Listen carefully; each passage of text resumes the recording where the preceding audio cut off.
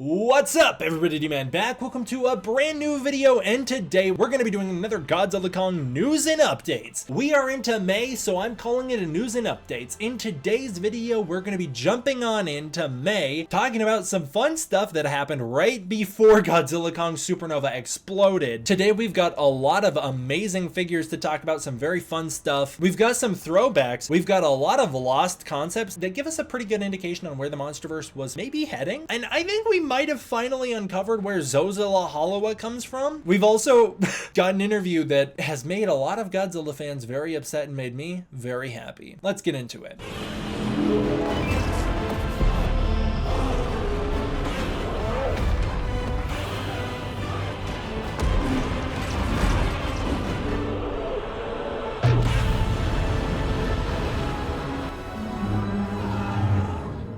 Alrighty, you guys, I am exhausted right now, but I want to give you guys a huge thank you for all of the support you've given my recent Godzilla news and updates. I'm trying my best to catch up. I really appreciate you guys being here for this journey. I'm having a lot of fun. I hope you guys are too, and let's keep it rolling. Starting out with some artwork like always, this first piece comes to us from Goji Motions 22, and this is their Godzilla and Kong Destroy All Monsters art. They actually submitted this one to me. It's nice to get some art submissions again. It's been a while. This is their Godzilla and Kong Destroy All Monsters art. They released this just before Godzilla Kong Supernova was announced. I really like his Godzilla Evolve design. He didn't really change it that much other than giving the spines a bit sharper of a shape and then giving Godzilla a lot more blue. I think it looks sick. I really love the graffiti style of this. I think this turned out amazing. Not artwork, but Mr. Goji put together a little comparison between the teaser for Godzilla Kong the New Empire and then the final version in the film of Skar King sitting on his throne. You can see that basically the throne design didn't change all that much, but Skar King's posture definitely did. And not only that, if you look at the teaser, Skar King looks way bulkier. I never realized that before seeing this, that Skar King in that teaser looked a lot bigger, longer, and stronger, a lot bulkier, like a lot more muscular. Now, if you remember, actually, KDM teased that Skar King was actually going to be a lot stronger, and as we've talked about in some of my recent VFX breakdown videos, Skar King was supposed to be bigger than Godzilla and bigger than Kong, and theoretically was probably going to be more muscular than them too, and they changed all of this when they wanted to give Shimo some more prominence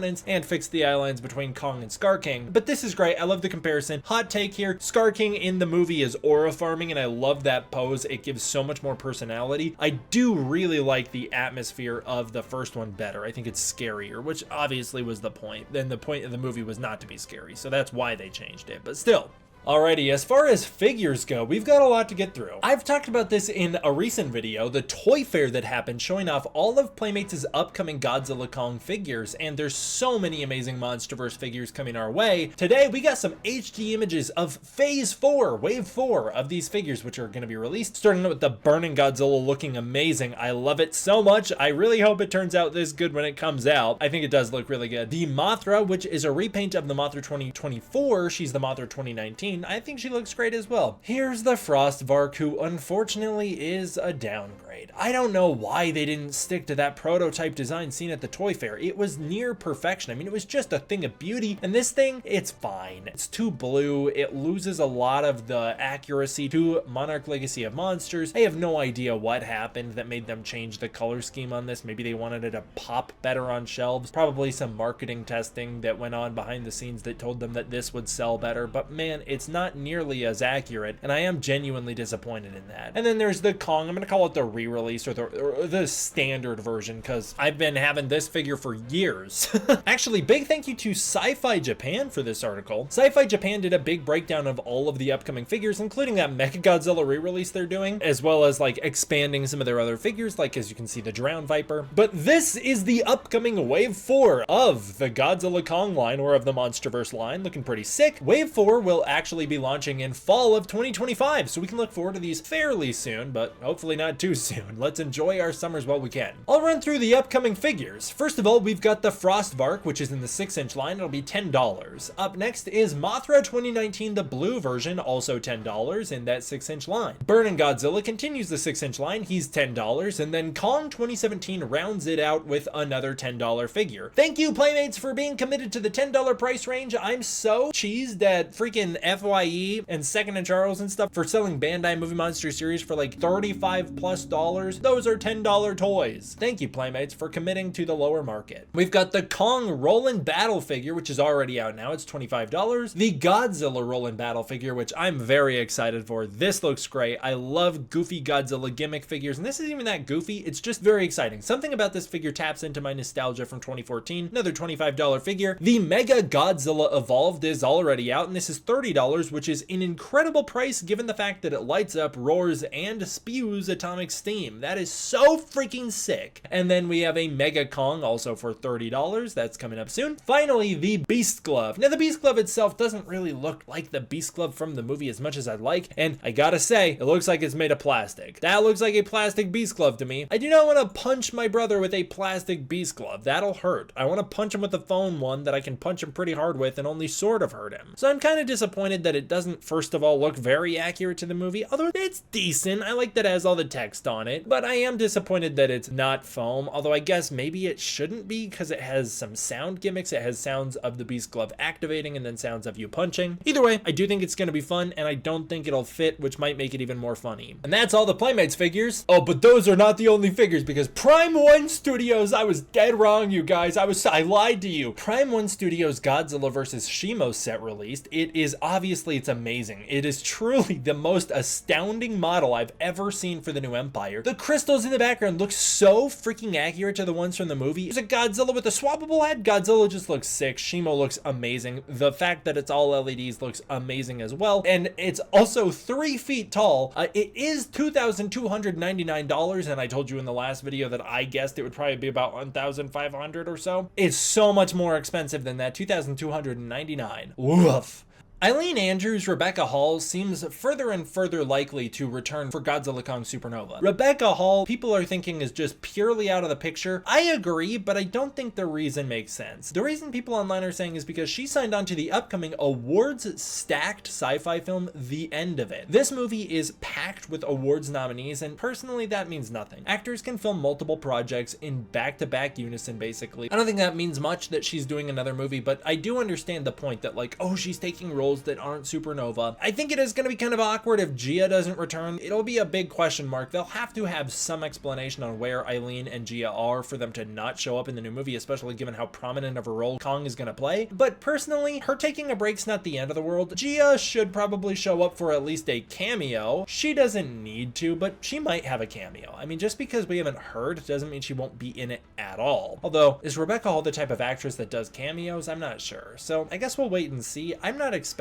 her. MonsterVerse isn't very good about bringing human characters over, especially more than 2 movies in. It's actually, I would say, one of their biggest flaws. I don't expect her, but this isn't the reason. This is a little throwback for you, but throwing back to, I believe this was in 2021, there was a Godzilla festival or a Godzilla celebration that was done. TJ Storm appeared at it. TJ Storm played Godzilla in Godzilla 2014 and Godzilla King of the Monsters. I'm going to remind you guys of TJ Storm, Alan Max, and Jason Lyles, and Richard Dorton every chance I get, because they're close personal friends of mine, and I really love those guys. This interview with TJ Storm resurfaced, and I'll talk about it again. TJ Storm was the actor who played Godzilla in those first 2 MonsterVerse movies, and he explains in this interview he got the call to the studio and was simply just assigned playing Godzilla after the first person was assigned Muto 1, second Muto 2, and he was Godzilla. He didn't know what role he was going to play, he didn't know what really he was going to work on, and that was just the way he landed Godzilla. Obviously, he returned for Godzilla King of the Monsters, and that was a huge deal for him and for all of us, but that's how he wound up in the MonsterVerse. He says the first movie his father took him to was Godzilla vs. Hedorah, and he was instantly in love with Godzilla and with movies, and for him, Godzilla is a symbol of strength and perseverance. He's actually gone into depth on all of this on videos you can find on this channel right now, such as those Anime Matsuri panels he was on that I have posted, and the one that I hosted that he was on that I posted, so go check those out. So while I was working on my last news roundup, I was talking about how costume designer Anne Foley is returning for Godzilla Kong Supernova, and she worked on Godzilla vs. Kong, and during that process I found her portfolio. In it, it throws back to something that I forgot happened. Gia, the role of Gia, is written gender neutral in the script for Godzilla vs. Kong, and in fact they didn't know what Gia was going to be, a boy or a girl or whatever. They didn't know. Gia was just going to be a person, and it was simply the right person for the role was the one casted. And if you listen to the Godzilla vs. Kong commentary you can hear Adam Wingard tell the story about how they narrowed it down to one boy and one girl, and Kaylee Hoddle leaps and bounds outperformed the boy and wound up as Gia. We have a picture of boy Gia, a boy Gia. It's so cursed. It's so weird to see boy Gia. He's wearing all the same clothes, like it's so odd, and he's standing in front of that iwi arch. It's like a burning version of Skull Island from Kong's Skull Island, which, hey, brings me to another point. Concept art unused for Godzilla vs. Kong, which I have mentioned in videos before, shows Skull Island burning to a volcano and like the boneyard burning and Kong mourning it. I don't know what draft of the script that was a part of. Was that caused by Ghidorah? Maybe? Was that caused by a natural disaster? I don't know, but that was clearly the inciting incident early on for why they were getting Kong off the island. Might have had something to do with the early scripts, which involved Hollow Earth exploration, the Orca Z luring monsters to Hollow Earth, and in the process they wound up absolutely tanking the ecosystem on Skull Island. It may have erupted a volcano by going into Hollow Earth. I don't know. Point is, we have boy Gia and it's cursed. But not just that, we also have costumes from an iwi ceremony, which was also cut from Godzilla vs. Kong, which features the iwi dressed as Godzilla and Kong. This may very well have been where the original idea of the monster that ate a star came from. The monster that ate a star is the idea of the great eternal enemy, which many people have prescribed to the winged Godzilla concept art, even though there's no proof that it was the winged Godzilla concept art. There's no proof that that's what it was referring to. It always seemed like it was just a name for Godzilla, and maybe that name comes from the fact that here, in an early version of the script, there was going to be a depiction of an iwi ceremony depicting a Godzilla versus Kong fight. And as you can see, they've got Godzilla headwear, they've got Kong headwear. It's kind of King Kong 76 vibes, but that's very interesting. You know, of course, obviously they do reference the monster that ate a star in Godzilla Kong the New Empire. Well, they don't directly call it Zo-Zla-Halawa. That idea comes from an early version of the Godzilla vs. Kong script. That's how it found its way into the novelization. It didn't get taken from the novelization and put into the New Empire. There's never actually been a direct instance of something being taken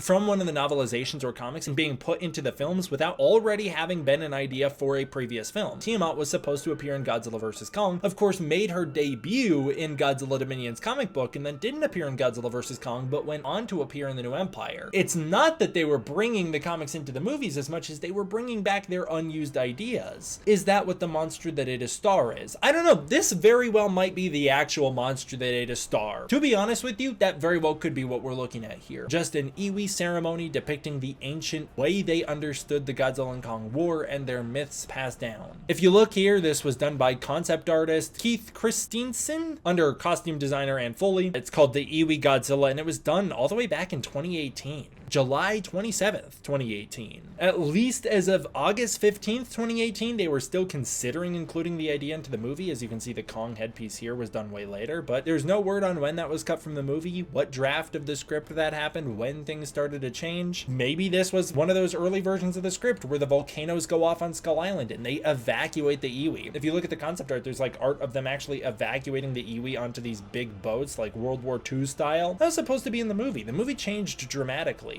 Oh, and now we arrive at the news I have been waiting for. I don't know where this interview comes from. It was posted by Based God of Hope on Twitter. I think it's maybe with Goji Guy, but I'm not sure. Allan Henrey did an interview, and he was asked the end-all be-all question. Allan Henrey, first of all, he plays Kong and Skar King in Godzilla Kong the New Empire. I reached out to his manager and asked for an interview, and his manager said, yes, that's a great idea, and then I never heard back. So I'm coming for you, Allan Henrey. As soon as I catch up on news, and as soon as I get my head above water, which, let's be honest, that'll never happen, so you're safe. You'll never have to deal with my wrath. I'm coming for you, and I'm gonna ask you directly for an interview. You're gonna get on this channel and glaze Kong with me, and we're gonna trash Godzilla together. You know who actually handles trashing Godzilla the best? Godzilla himself. TJ Storm is totally down with jokes about making fun of Godzilla or teasing Godzilla, so please, whenever people tease Godzilla or what we're about to talk about, please don't take it too seriously. You're fine. You don't need to defend Godzilla with your life. It's okay. That said, Godzilla's a little bitch. Allan Henrey confirmed that Kong officially knocks Godzilla out, knocks him out cold during the battle in Egypt. There's a lot of debate on like where the novelizations come into canon, how relevant those are, but I'll just say, I think it's silly we even needed to ask Allan Henrey this question. If you watch the movie, Godzilla gets knocked out. He gets knocked out. It is like a blackout, like it's a blip of consciousness. Godzilla's not out for long. He wakes immediately up, but watch Kong wind up and punch Godzilla in the face, and Godzilla gets knocked out for a brief moment. I actually don't know why that's a huge deal. Apparently there's a big debate going in the fan base about like the power scaling between Kong in Egypt and Godzilla in Egypt. Of course there is. I'm luckily not a part of it. Maybe now I am.